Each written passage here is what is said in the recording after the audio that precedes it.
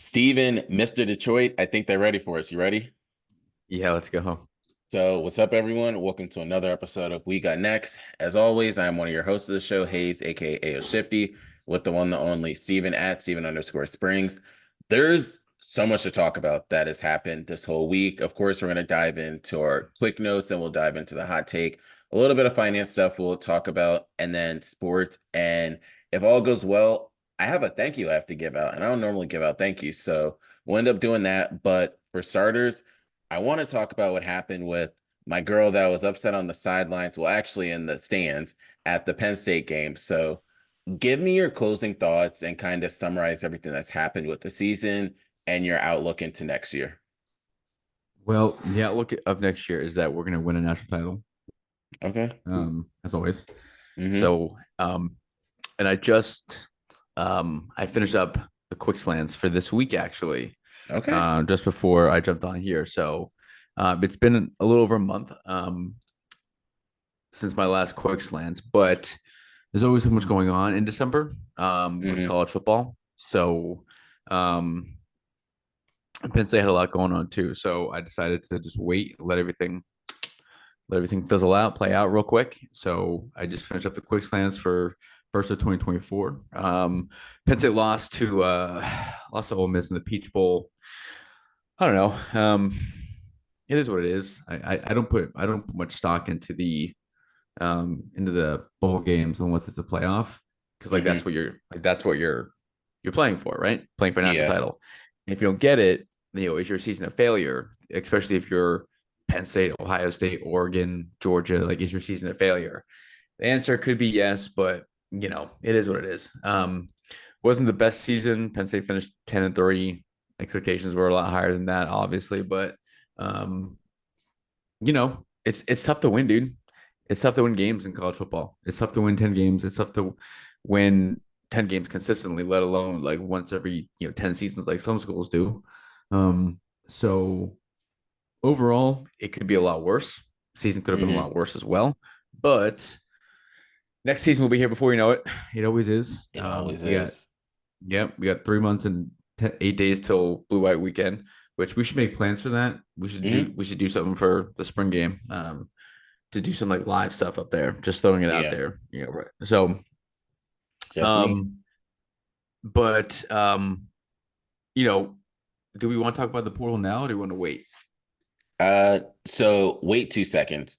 All right. And I'll just talk about the quick things that I wanted to do. So for everyone that's been listening to what's been happening in terms of the fantasy football world, congratulations. I always like to do this. Congratulations if you did win or came in second place.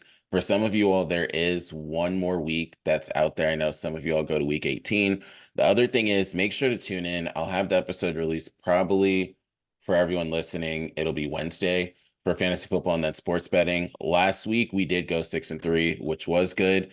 We'll do it again this week, and then we will dive into a lot of what will happen with the playoffs. So I know that'll be a big talk, especially on this show, but also the fantasy football and sports show that we'll do. And then the other thing is a goal that I've set for the crypto show that I end up doing. We will start to have more guests on the show, and I'm hoping that we can also get guests on this show again.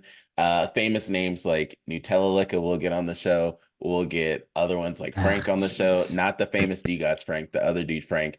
And then we might even get some of the little rad dudes. I'm hoping I can end up talking to Mike again. We talk here and there. Mm-hmm. And Michael is like one of the first people on the show. Then, of course, it's almost about that I know time of the you. year. I know you like his Friday tweet every time, like I Yo, do. all the time. Every time, dude. That's like there's not many constants in my life, but that's one of Hmm. the constant things is that Mike's tweet Exactly. on Friday, and I like it Yep. every single Friday. Yeah, I do it all the time. So being able to just check in with him, and then I'll end up just like playing it in the morning if he ends up having music or anything with it. But it just knows you're at Friday if he puts that tweet out. And then finally, it's about that time of the year again for me to reach out to Tyler. So we'll see what's good with Tyler in terms of that world. But I want to go into some of our hot takes. And the first hot take that I end up having is the 2 point conversions.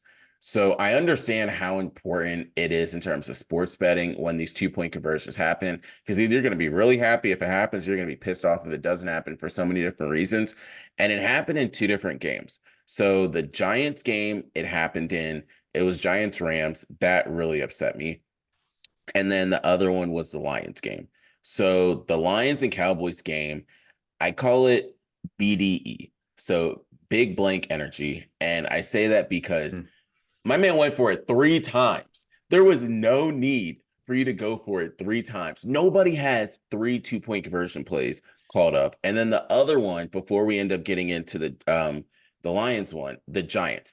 I watched that game all the way through because I had numerous different things on the line. I was almost hoping that they just kicked the damn field goal, the extra point, and went into overtime. But they said Giants don't really have anything to go for, and they messed up. And the way they messed up too, it was a simple pass to Saquon that leaked out of the backfield. Should have been an easy 2-point conversion, and then would have forced the Rams to end up marching down the field. And they couldn't do it. But Tyrod can sling it all the way down the field, but he can't give a little touch pass over to Saquon Barkley. But what are your thoughts on both games, especially when these 2-point conversions, one, they don't need to happen on both sides? Speaking of um, Dan Campbell, head coach of the Lions, Mm-hmm. I heard a phrase over the weekend, Saturday morning, Mm. that can apply to this. It's a lank. Okay. Let a naysayer know. That was the So funniest thing all anyone, weekend. I don't need. I'm not going to go into detail. Just look up naysayer on Twitter, and you'll find like that took off, dude. Like I have like there's a few things that happen on Twitter every so often that just take off, no Mm-hmm. matter what, whether it's sports, music, entertainment, movies, whatever it is. Something always happens. And to start 2024, here we go. Reese Davis, shout out to Pat McAfee, dude. He's a real one Shout for out. that. He is. And then you had Dez and Joey Galloway cracking up. Even Herbstreit was cracking up. But anyway, if you don't know what that is, go find out. Um, yeah, I mean, that was weird because like I'm not a fan of either team. Um, but I didn't have anything on the line in that game. So it was weird because like maybe he reported, maybe he didn't. Like, Mm-hmm. I mean, it looks like it could go either way. It wasn't clear. Nothing was clear cut. Like nothing was clear cut. So that was interesting. Yeah, 3 times in a row. The last one, the miss by Jared Goff, that was a bad miss.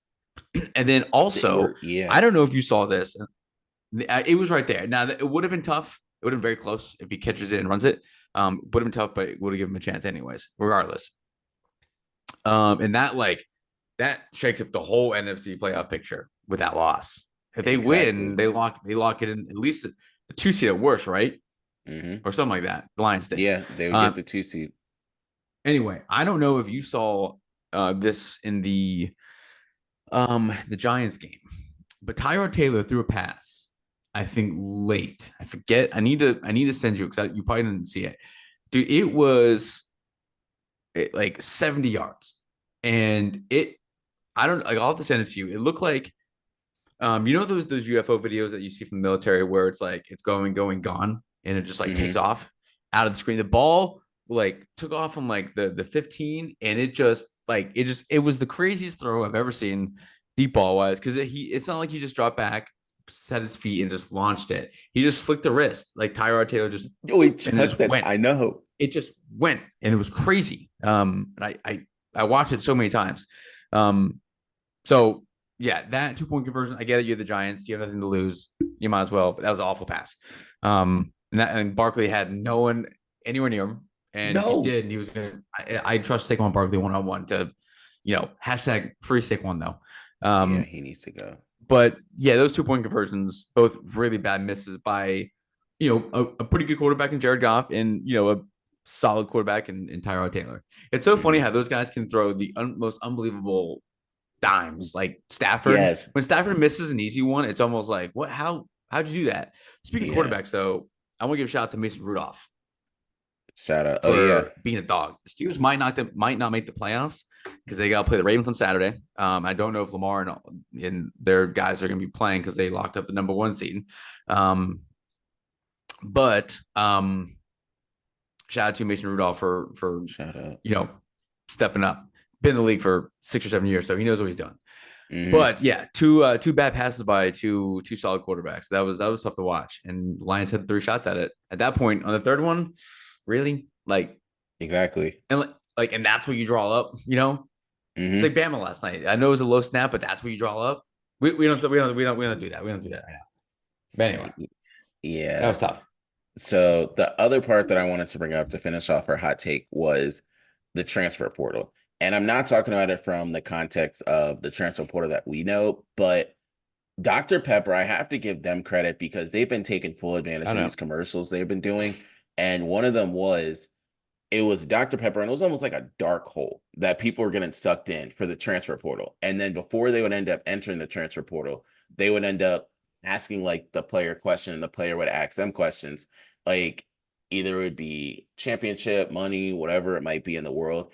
And then he would just say, everything's going to be okay. And he would disappear into the transfer portal. And that's legit how it's become. Because I'll talk about this in the sports part, but the transfer portal now is so different than the transfer portal before that it legit is, oh, I don't have this here. All right, let me just go jump in and I'll go somewhere else. And I know you can attest to it too, because there's been some quarterbacks that have come and gone throughout Penn State that have gone to other programs. And it's just been the transfer portal nowadays, whereas before, they wouldn't be going in and out like they do now. Right. So the transfer portal, it is what it is. The biggest thing I want to talk about is players opting in, opting out. And I Yeah. talked about this in the quick slants. I never had any thoughts about it, and I never really cared, and I still don't. Like, um, so from Penn State's perspective, we'll just talk about that really quick.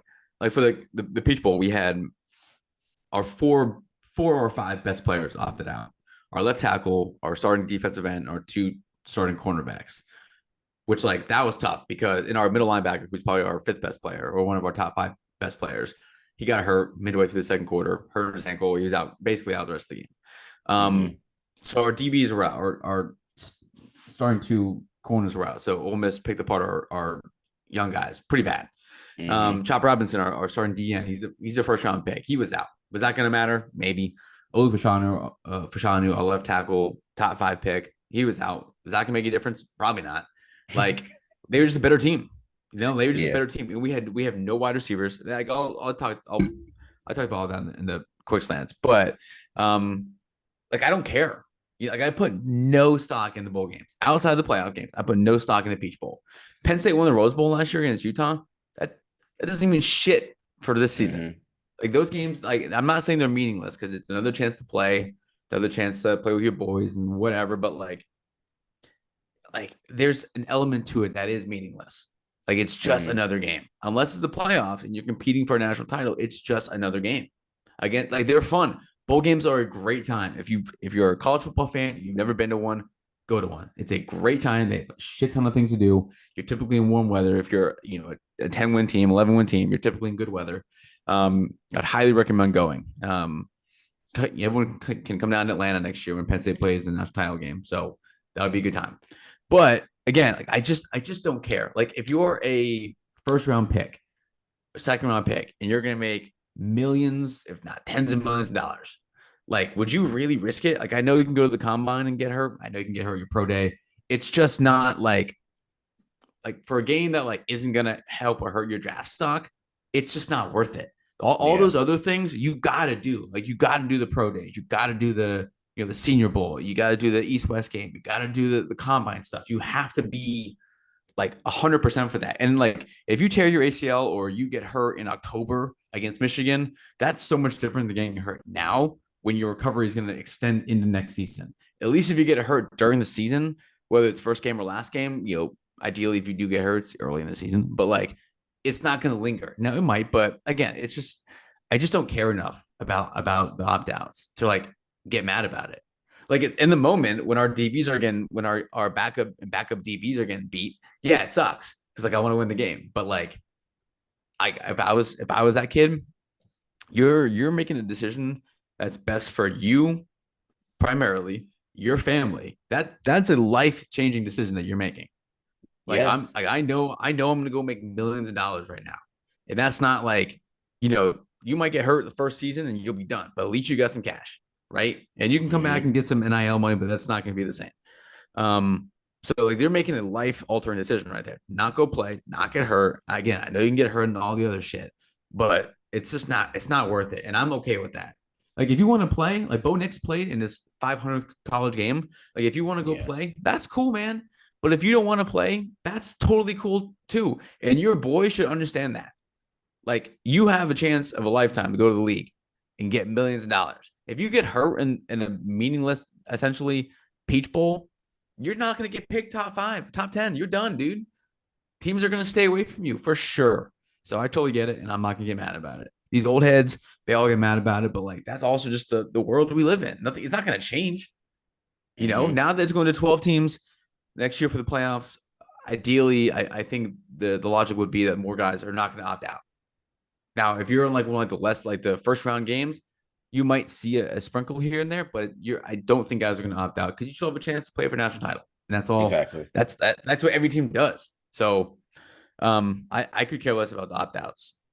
You being a non like I know you have ODU, but like you follow Penn State just because of me, and like you follow college football because you like college football, but like your fandom level, my fandom level, no offense, They're are different. drastically different. But like Yeah. you just being like the outside fan, not having like a vested interest in college football, like I do.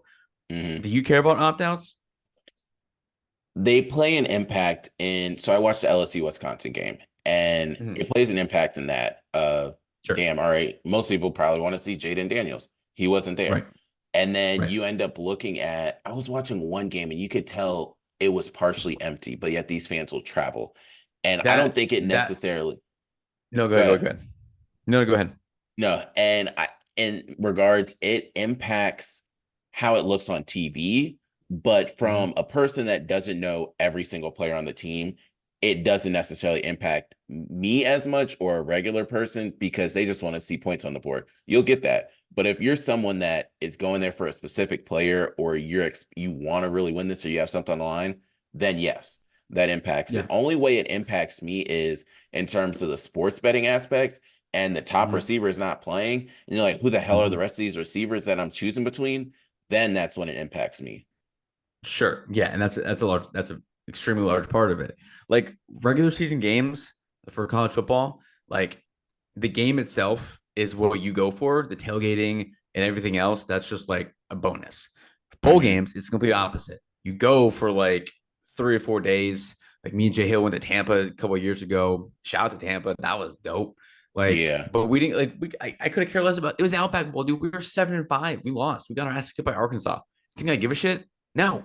Like it sucks to be lost, but like it was just like it's more of the experience and everything. Now again, playoffs totally different. Rose Bowl or Sugar Bowl players not opting out of that because you have a chance to compete for a national title. So it's different. So I'm hoping that next year when it goes to 12, that more guys stay, which I think they will because like There's that's something all to you're play competing for. for, right? Something to Yeah. play for.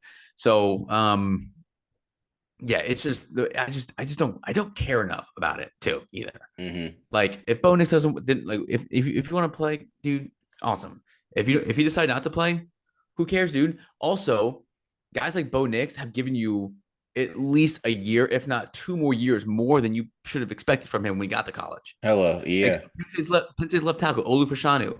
He was a top 10 pick last year. He came back for 12 more games. We got 12 more games to him, and he was a consensus All-American. We got 12 more games this year of him than we should have expected. So like Hmm. that's also he also made a life-altering decision last year to come back Hmm. and potentially risk everything. So you got to think about it that way too. Like these are still 18 to 22-year-old kids.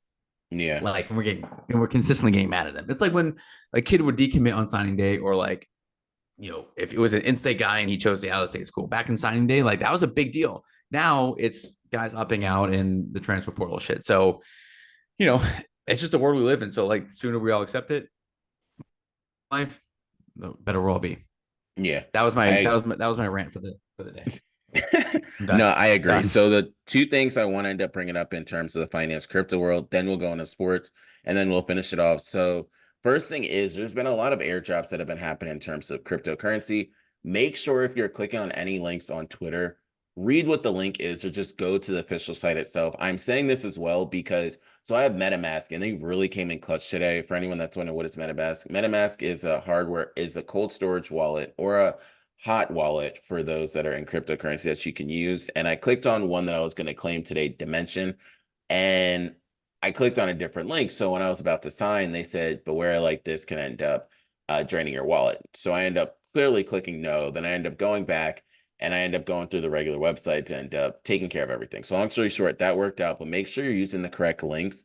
The other thing is, so I said last week we're going to do like different stock picks. Next week we'll do my 5 crypto picks, but my stocks for this year that people should pay attention to.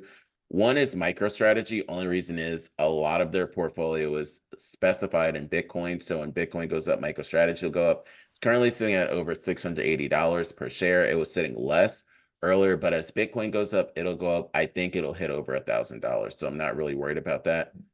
Yeah, Disclaimer that Christian is not a financial professional and do not take everything he says seriously. Take it very lightly. Do not invest all your money in what Christian says. We do not have any responsibility for your money whatsoever. exactly. So then my Mm-hmm. next one is NVIDIA. I've talked about NVIDIA almost every year. That's my stock of the decade, I will say. Mine, not y'all's, NVIDIA. And then the final one is Hive, HIVE. This is a Bitcoin mining type of cryptocurrency. And I think it'll do well as Bitcoin continues to do well. So it's MicroStrategy, Hive, and NVIDIA. Those are the main 3 that I have going forward. And then my bold prediction, although it's not a bold prediction, but almost, I don't want to say any day now, but we're going to get a response as to what's going to happen in terms of the Bitcoin ETF within the next 2 weeks. So we will come on the show and I will definitely be hype and elated. But going into now sports and something else I'm elated for because I can take my victory lap. And I was talking about this last week, and it didn't happen the 4 or 5 touchdowns. But if you saw the game, you'd understand why it didn't happen with the 4 or 5 touchdowns. It was Washington beating Texas. And I said, Michael Penix damn near had to go off, like have 4 to 5 touchdowns. He didn't have 4 to 5 Dude, touchdowns because Dylan Johnson got 2 touchdowns at like the 1 yard line, which goes into that same thing. But Penix had a good game. The receivers had a good yeah. game. Defense is still questionable, so we'll talk about that at a different point. But Romadunze. yeah, He's Odunze went nice. off too. Yes, both of them. It's wild that both the receivers just went stupid. And Texas did have Texas came back. I will say that that's Mm-hmm. because the Achilles heel for Washington is their defense. Their offense is Yo, great. They said it was going to be a shootout. Penix was throwing some fucking dimes last Dimes. night, bro. Yes. Dimes.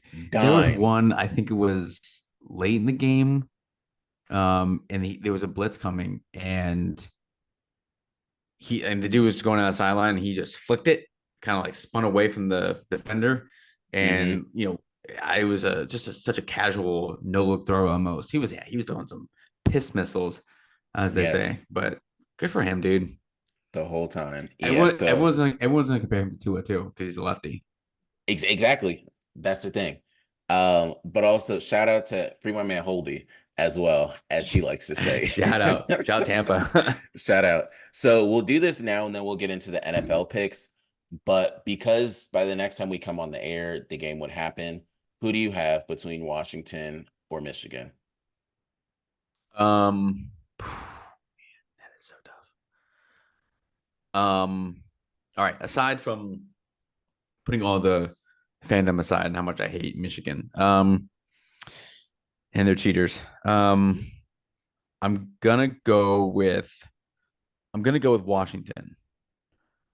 I trust Penix to make more plays, and as like I've said this for I don't know how long, but it stands true. College, NFL, as a quarterback, yes, you got to make throws, but there's only those 4, 5, 6 throws a game that you got to make to win the game. And I trust Penix Jr. It might just be one, like, but it's you got to make that one, like that significant throw or like 3 or 4 significant plays. And I trust Michael Penix Jr. to make it more than I trust JJ McCarthy to make him. Um, Run game goes to Michigan. Receivers, obviously Washington.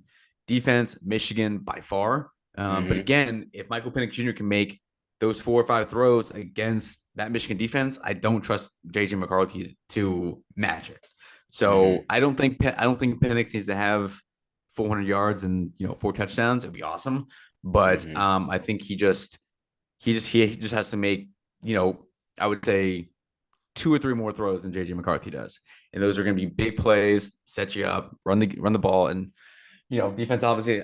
Offense wins games, defense wins championships, but I'm gonna go Washington's offense wins it 38-34. Okay. So It that's a becomes a, good. it becomes a shootout in the second half. Rough So first half, but it becomes a shootout. we all know who I'm clearly going to go with. It's not a tough one. But for multiple reasons, I can see a script being written for this, and I didn't see it at first until recently. I've had like a third eye open.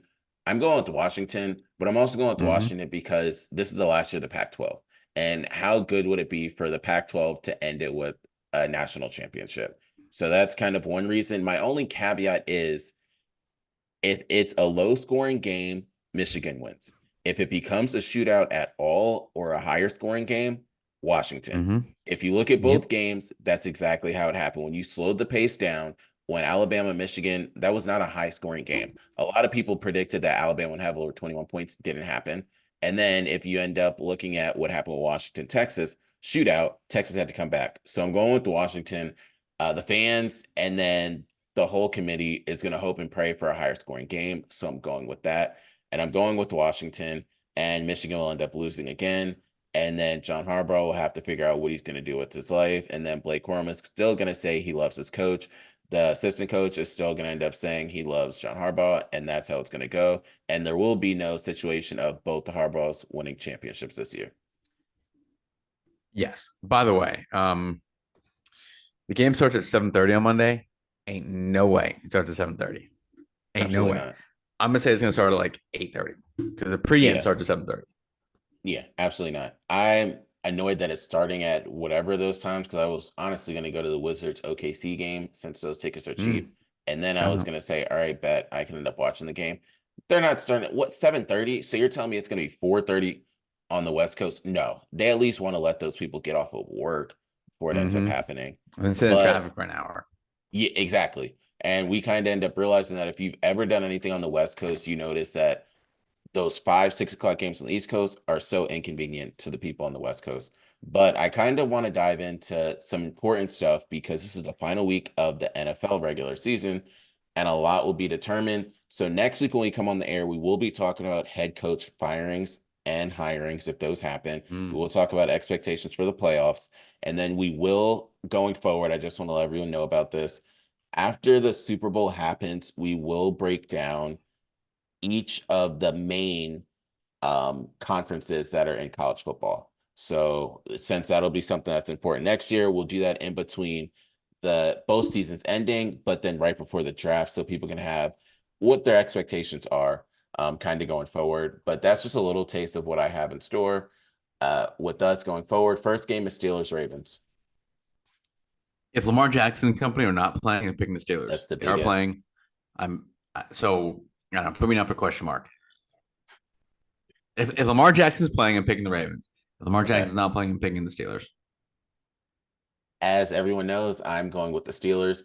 I can really see the Ravens playing their players just so the Steelers don't get in the playoffs. Sure. Oh yeah, That's 100%. I would one expect thing. that more. Yeah, and they put them on Saturday for a reason. I'll just say that. The next game is a Saturday game as well. Colts Texans. They're in I'm gonna go with the Indianapolis. Texans. Okay. I'm going with the Texans as well. It's just the perfect thing. Also, I have a 10-win bet for the Texans on the line, so I need them to win. But it'll be a great story to end up having CJ Stroud make the playoffs Mm-hmm. going this way. So I'm going with the Texans. Next one we have is the Browns Bengals. And it from the looks of it, it doesn't look like some of their players are playing for the Browns. I'm going with the Browns. So I was going with the Browns as well. The Bengals kind of wrote it off for this year. Vikings, Lions, the odds actually have it way closer than most would expect, but it's because I don't think all the Lions players are probably going to play. Still going with the Lions. So I'm going with the Lions on this one as well. Next one is Jaguars, Titans. Jaguars need this game in order to seal up the South, but also to make the playoffs. I'm gonna go with the Titans. because I need the Oh, Titans. I need the Titans to beat the Jags and the Steelers to beat the Ravens. That's the easiest path the Steelers to the playoffs. So I'm going to go with the Titans okay. and fuck around and find out with Mike Vrabel. Yeah, that is something. I'm going with the Jaguars because my pockets need the Jaguars. Jets, Patriots. Pats. So just to be the opposite, I'm gonna go with the Jets. Falcons, Saints. Um, Saints. So I'm going with the Saints as well. And next one we have is the Bucks, Panthers. If the Bucks win, they seal it. Bucks. I'm going with the Bucks as well. Panthers just have a lot going on. We can talk about that next week when everything happens. Bears, Packers. Bears. Love the way they're playing. Keep Justin Fields, by the way. Yeah, so I'm going with the Bears. Packers need the win to make the playoffs, though. Broncos, Raiders. Um, what was it? Broncos, Raiders in Las Vegas. I'm gonna go Raiders because Russell Wilson's not playing. I'm going with the Raiders as well. And that's another story we'll talk about in the offseason. Russell Wilson. Eagles, Giants. Eagles. I know they've been sucking lately, but I'm gonna go with the Eagles because the Giants suck more. Bro, I'm going with the Hashtag free Eagles. Saquon. Yeah, Saquon needs to get out of there. Seahawks against the Cardinals. This odds are also closer. Seahawks need to win. I'm gonna go Seahawks. So I'm going with the Seahawks as well. James Conner did have a great game last week that I did not expect. Chiefs, Chargers. Chiefs. I have the Chiefs in that one. Chargers have absolutely nobody. Cowboys, Commanders. Cowboys. So this is going to be the craziest pick ever. I'm going with the Commanders just because it's the rivalry, although I don't even know Sure. who's playing in that game. Rams, 49ers. Ooh. They're saying, oh, Christian McCaffrey is not playing because of his Yeah. injury. Saw that. I'm gonna go with the Rams. I was going with the Rams as well. The Rams, just to keep everything afloat with the Lions Rams narrative, Mhm. they'll need to win. So I'm going with the Rams. Dolphins, Bills. That's the big game. Um, There's so much on the line. Where's that at? Miami. Ooh. I would have loved that to be in Buffalo. I'm gonna go with the Bills. I Okay. trust Josh Allen more than I trust Tua in a game like this. So I'm going with everyone should know Buffalo, although I Yep. really would love Miami to win. I'm also pissed because now I could tell everyone this. So I had season tickets to the Dolphins. I sold my tickets to this game way back in the beginning for like $130, and this was in the 300 level. Those tickets are going for $400 now. Do you know Jeez. how much I would love to have held on Damn. to them tickets? Yeah, That's too but bad. that's going to be a huge game. With that, what you got? Shout out to myself for finally getting these two jerseys framed. He did. Shout The out. one, this is Larry Johnson, former running back at Penn State. Obviously, everyone knows that's a Jay Hill jersey. I still got like I'm gonna put them up a little higher. I'm gonna get some lights and shine them down, all that kind of good stuff. But I finally got them framed, gotta adjust them a little bit.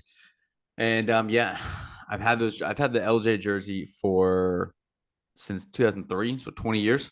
Got after his senior season, and then Jay Hill got me that as a wedding gift. So Mm, probably one of like 4 or 5 people in the world that have that jersey. So yeah. that's pretty funny. I gotta highlight his signature a little bit. You can get that professionally done and like bring it out a little bit. But Damn. yeah, shout out to myself.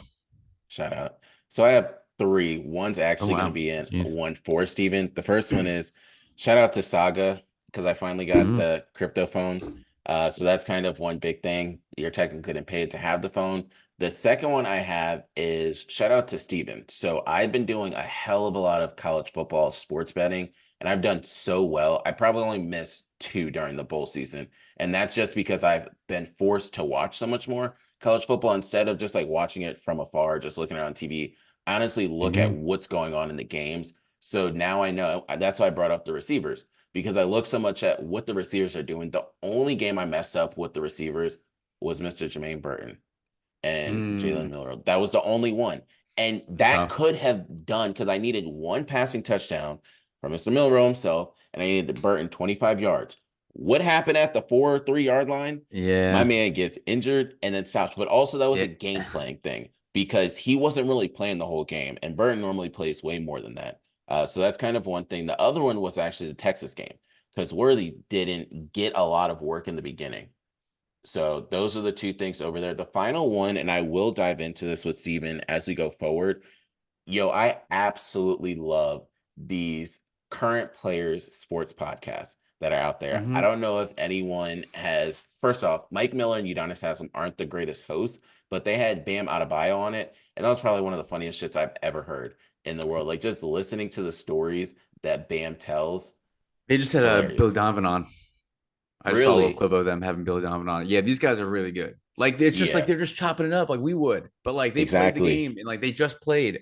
So it's like shout out to JJ Redick for really him. Like he was one of the few guys who started like He changed Darius it. Miles, Q, Knuckleheads podcast, All the Smoke with Matt Barnes and Steven Jackson. Those guys Mhm. just tell awesome stories and like they're real like they get into like the debates about players and like so yeah, those are the current athletes podcasts are pretty dope. Theo Pinson's got one. He's got a good one too. Mm. Yeah, Shout so out to the then boys. shout out. So the final one that I wanted to add with that, Jeff Teague, we'll dive into this again. Jeff Teague stories are hilarious. We I say definitely so will many dive into that. stories. Exactly. And then Paul George, speaking of the other one. Yeah. Paul George is another funny one, but that's all we have for this week. Make sure you tune in to what happens on Sunday and Monday in terms of NFL and college football. And we'll catch you all next week. Congrats to the Pistons. We out. Deuces.